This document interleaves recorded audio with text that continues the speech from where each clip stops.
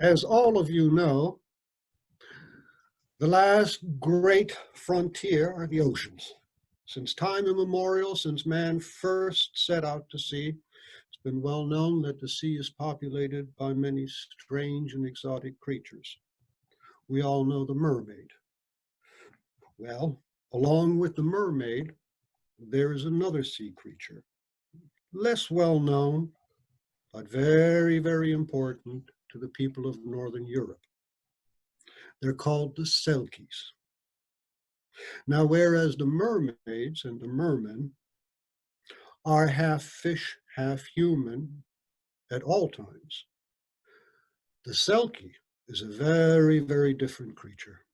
The Selkie is for most of its life a seal. But once a year, depending on where you are in Northern Europe, once a year, the Selkie comes on land. The great seal sheds its skin and becomes human. Now, sometimes it becomes human for just one night.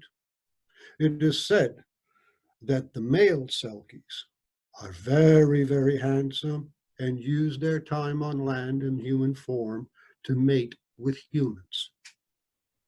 And as you can imagine, some of those children are pretty easily recognized by their webbed feet and hands. Now, this particular story of the Selkie takes place in the Faroe Islands. Now, the Faroe Islands are small islands between Norway and Iceland.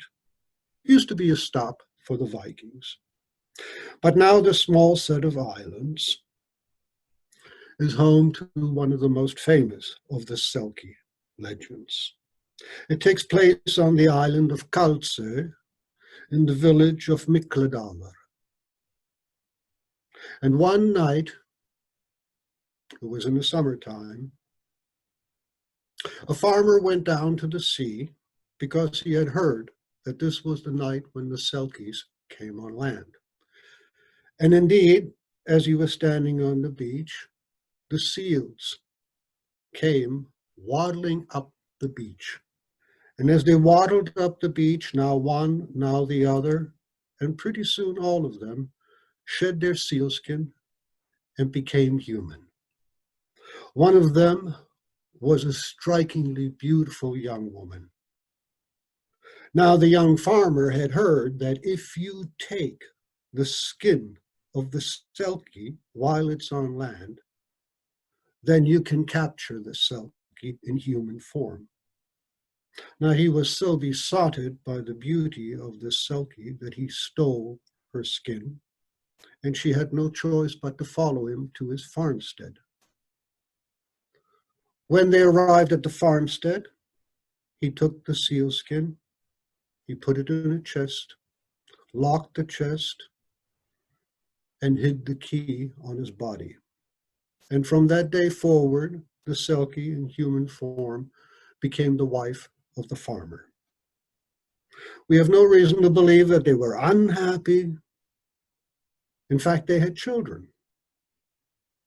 But the Selkie in human form was now trapped. Of course, the farmer didn't know that the Selkie as a seal had already been married and had children, a seal husband and seal children. And as the years passed, memory passed, she got used to life as a human on the farm. But one day, the farmer went into town. You remember the little village of Mikladalur, to get supplies. And he had forgotten the key. The Selkie wife found the key.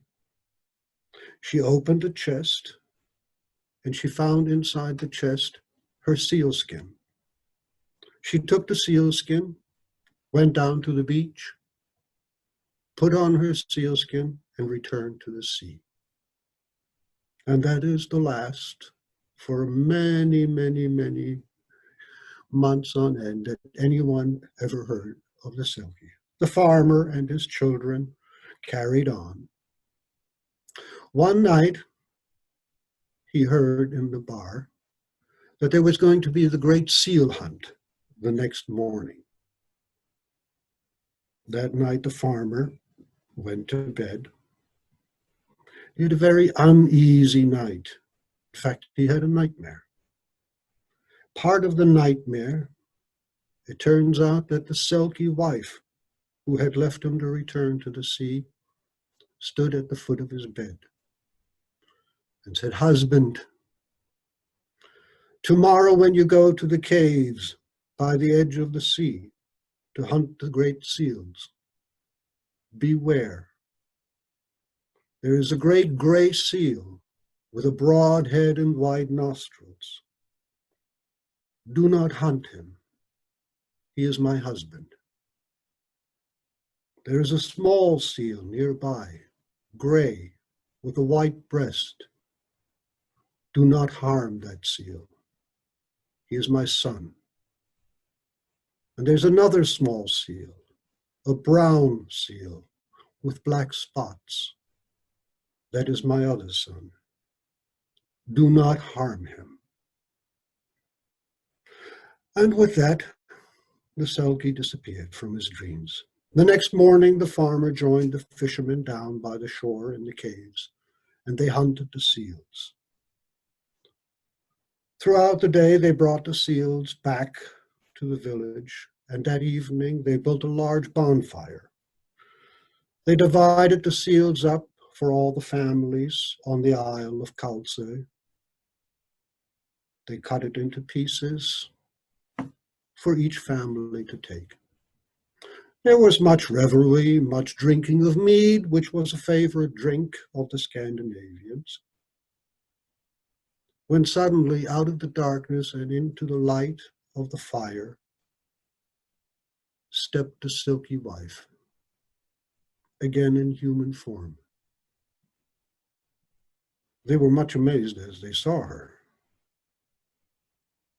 She looked around at the fishermen, at the fire, at the farmer, and then she looked at the seals lying dead by the fire. She pointed with her finger and said, "Here lie the head of my husband with his broad nostrils. There the hand of Haurek, and there the foot of Frederick, my sons. Now there shall be revenge, revenge on the men of Mikladalr. And some of you will die at sea, and others of you fall from the mountain tops, until there be as many dead as can lay hands around the shores of the Isle of Kalsay." And with that she disappeared. And to this day, whenever someone on the Isle of Kalsay dies, and even though it is a small island, it does happen, the men whisper quietly to each other, "It is the curse of the great Selkie."